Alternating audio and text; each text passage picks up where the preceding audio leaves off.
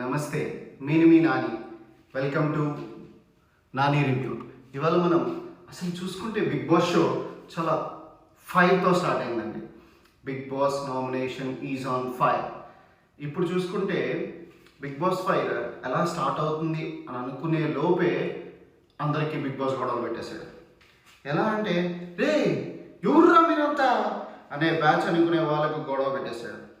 ఈ big boss షోలో 14 మంది కంటెస్టెంట్లకి ఈరోజు మనం చూస్తే 6 నామినేషన్లో వచ్చిన చీఫ్ అయిన ముగ్గురు నిఖిల్, నైనిక, యష్మి గౌడ.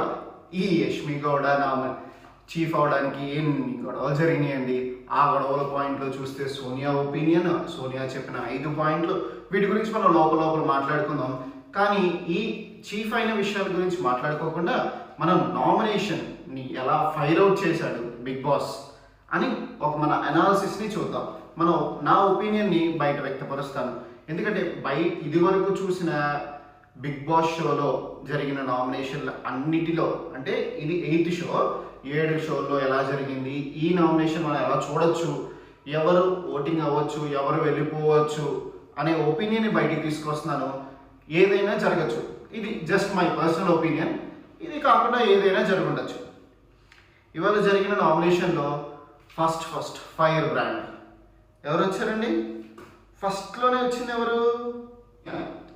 ఈ సోనియా అనే వ్యక్తి, అనే అమ్మాయి యష్మిని గౌడాని చీఫ్ అవనివ్వకుండా సాయశక్తిలో ప్రయత్నించింది తను చెప్పిన 5 రీజన్తో. కానీ హౌస్లో చీఫ్ది, అంటే ఇద్దరు ఆల్రెడీ ఎన్నికైన నిఖిల్, నైనిక డెసిషన్స్ వల్ల యష్మిని గౌడ చీఫ్ అయిపోయింది.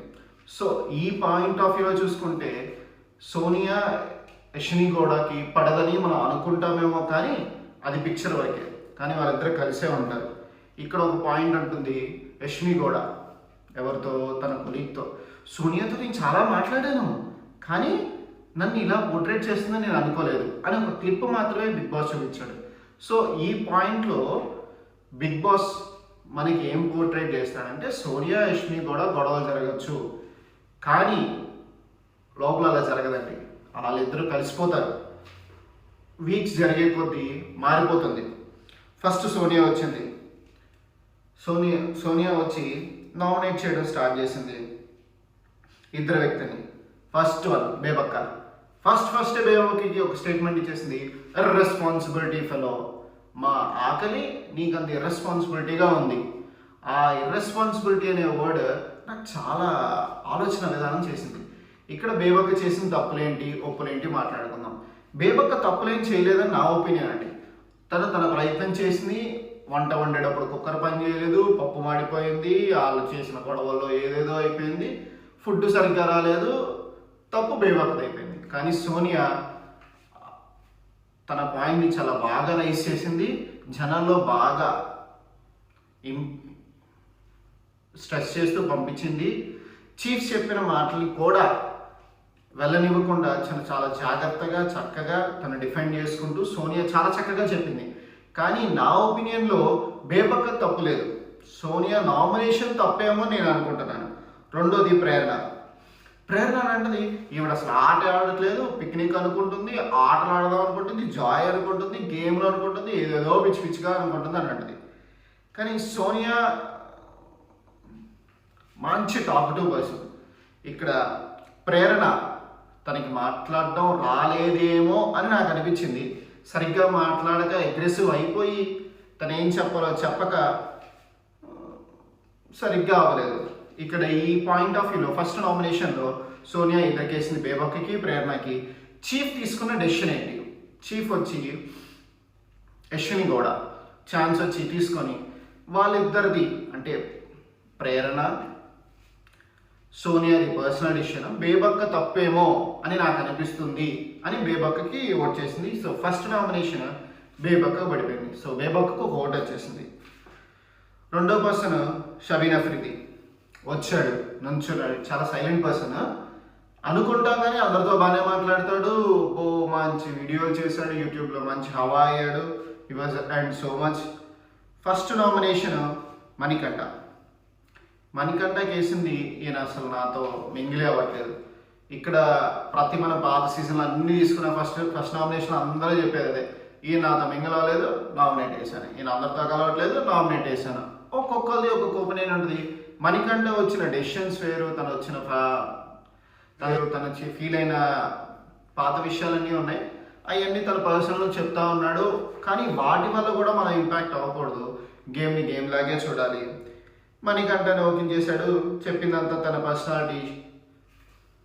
మణికంఠ వెంటనే ఉంటాను, నేను సైలెంట్గా ఉన్నాను, నేను పాట పాడుకుంటాను. ఆరెంజ్ని చూస్తే ఆరెంజ్ ఓ బేబీ అని ఏదో చెప్తున్నాడు. సరే, సెకండ్ నామినేషన్కి వస్తే బేబక్క, మళ్ళీ బేబక్క వచ్చింది. సరిగ్గా అదే ఫుడ్ని సరిగ్గా చేయలేదు, మాకు ఆకలేసింది, మేము తినలేకపోయాం. ఇదే తను చెప్పిన డెసిషన్. ఏమని చెప్పాడు? ఫుడ్ సరిగ్గా ఉండట్లేదు, సేమ్ ఫస్ట్ సోనియా ఏం చెప్పిందో రెస్పాన్సిబిలిటీగా ఉంది అని, అదే వచ్చే విధానంతో తిని కూడా చెప్పాడు. ఇక్కడ 2 నామినేషన్లు అయిపోయినాయి. చీఫ్ వచ్చి మళ్ళీ యశ్ని కూడా తీసుకొని, చీఫ్ ఏం చేసింది, నాకు షబీర్ అఫ్రీ చెప్పిన విషయాల్లో మణికంఠ ఎందరితో మింగిల్ అవ్వట్లేదు, అదే విషయంతో నేను వేస్తాను అని చెప్పి క్లియర్ కట్ అయింది. కానీ మణికంఠ కౌంటర్ ఇచ్చాడండి, మీరు ఏం చేద్దాం అనుకుంటున్నారో నాకు అర్థమైంది అన్న దాంట్లో మీనింగ్ ఏముందంటే, ఆల్రెడీ బేబక్ అయిపోయింది కదా, ఇప్పుడు మళ్ళీ మణికంఠని వేద్దాం, కౌంటింగ్ పెంచుదాం అన్న విషయాల్లో వేశారు నన్ను అని చెప్పి తను పోర్ట్రేట్ చేశాడు. చెప్పకుండానే పోర్ట్రేట్ చేశాడు, అది తన గొప్పతనం. థర్డ్ వచ్చి శేఖర్ భాష నామినేషన్. శేఖర్ భాష వచ్చాడు, మణికంఠ కేసాడు, చెప్పాడు నీ ఆలోచించే విధానం, మేకింగ్ బిగ్ డెసిషన్స్, నువ్వు బిగ్ బాస్ అనుకుంటున్నావు అది ఇది అని. ఆ క్లిప్పింగ్ మనకి చూపించలేదండి, కానీ మణికంఠ బిగ్ బాస్లో ఆలోచిస్తున్నాడు, ఆయన బిగ్ బాస్ కాదు, ఆయన డెసిషన్ మేకర్ కాదు అని తన ఒపీనియన్, అది కరెక్ట్ కాదు అని చెప్పాడు. సో నాకు షబీర్ భాష చెప్పింది కరెక్టే అని అనిపించింది. రెండోది మళ్ళీ వచ్చేసిందమ్మా బేబక్క ఫుడ్ సేమ్ రిపిటేషన్. బేబక్క సరిగ్గా ఎక్స్ప్లెనేషన్ ఇవ్వలేదు, కానీ బేబక్క ఫుడ్ చేస్తూ ఇరుక్కుపోయింది నామినేషన్లో అని నేను నమ్ముతున్నాను. చీఫ్లు వచ్చి కూడా బేబక్కనే మళ్ళీ నామినేట్ చేశారు. బేబక్ వచ్చింది 4th పర్సన్. ఇక్కడ కొత్తగా సైలెంట్గా ఉన్న పర్సన్ మళ్ళీ పిక్చర్లోకి వచ్చాడు పృథ్వీ నాకు కిచెన్లో హెల్ప్ చేయలేదు, కాఫీ పెట్టేటప్పుడు నన్నే అడిగాడు, తనకే తను చేసుకోలేదు అన్న ఒక్క విషయంలో ఒక చిన్న సిల్లీ రీజన్ చెప్పి నామినేట్ చేసిందని నేను ఫీల్ అవుతున్నాను. మరి మీరేం ఫీల్ అవుతున్నారో కామెంట్లో మెన్షన్ చేయండి. Next nomination Nabin Afridi. Same, ఇతను అందరితో మింగిల్ అవ్వట్లేదు, చాలా హైపర్గా ఉండాలి, చాలా యాక్టివ్గా ఉండాలి, ఎక్కువగా మాట్లాడాలి, టోన్ పెంచాలి అని యాక్టివ్ బూస్ట్ ఇస్తూ చెప్పిందే, కానీ ఏం చెప్పాలో తెలియక చెప్పిందని నేను ఒపీనియన్గా ఫీల్ అవుతున్నాను. మళ్ళీ చీఫ్లు వచ్చేసి నైనికా వచ్చి తన డెసిషన్ చెప్పింది, ఒక కత్తిని తీసుకొని చీఫ్ డెసిషన్ పృథ్వీని నామినేట్ చేద్దాం అనుకుంటున్నారు. ఎందుకంటే తను చెప్పిన, ఇక్కడ నైనికా కాదు సారీ నిఖిల్ వచ్చి చెప్తాడు, తను చెప్పిన ఒపీనియన్ అంటే డిఫెండ్ చేసుకునే విధానం పృథ్వీది బాగాలేదు, సరిగ్గా చెప్పలేదు అని. సో ఇవన్నీ కంబైన్ చేసుకుంటే మనం ఒక పాయింట్కి రావచ్చు. 2 ఓట్లు బేబక్కకు పడ్డాయి, 1 ఓటు నాగమణికంఠకి, 1 ఓటు పృథ్వీకి పడింది. ఇంకా 3, నా ఎస్టిమేషన్ ప్రకారం 6 నామినేషన్లో ఉంటారనుకుంటున్నాను. ఎందుకంటే 14 మందిలో 3 చీఫ్లు ఆల్రెడీ సేఫ్ జోన్లో ఉన్నారు, బిగ్ బాస్ అది ఇచ్చేశాడు. ఇంకో 3 నామినేట్ అయ్యారు, 6 అయిపోయారు. ఇంకా మిగిలింది ఎంతమంది? 8 మంది. ఈ 8 మందిలో ఇంకో 3 నామినేట్ అవుతారని నేను ఫీల్ అవుతున్నాను. ఇంకెవరెవరంటే బేబక్ అయిపోయింది, నాగమణికంఠ అయిపోయాడు, పృథ్వీరాజ్ అయిపోయాడు. నేను అనుకోవడం విష్ణుప్రియ బాగా హైయెస్ట్ రెమ్యునరేషన్ ఇచ్చినా కూడా విష్ణుప్రియ నామినేషన్లోకి వస్తుందని నేను అనుకుంటున్నాను. ఇంకొకటి శేఖర్ భాష, థర్డ్ ఆఖరిగా సోనియా ఆకుల. ఈ 3 వస్తారని నేను అనుకుంటున్నారు. మీరేమనుకుంటున్నారు కామెంట్లో మెన్షన్ చేయండి.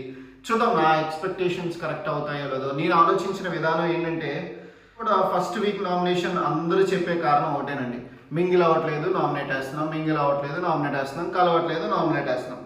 ఇక ఇది ఒక విధంగా చూసుకుంటే కొంచెం నా ఒపీనియన్లో ఒక స్క్రిప్ట్లా అనిపిస్తుంది అనమాట.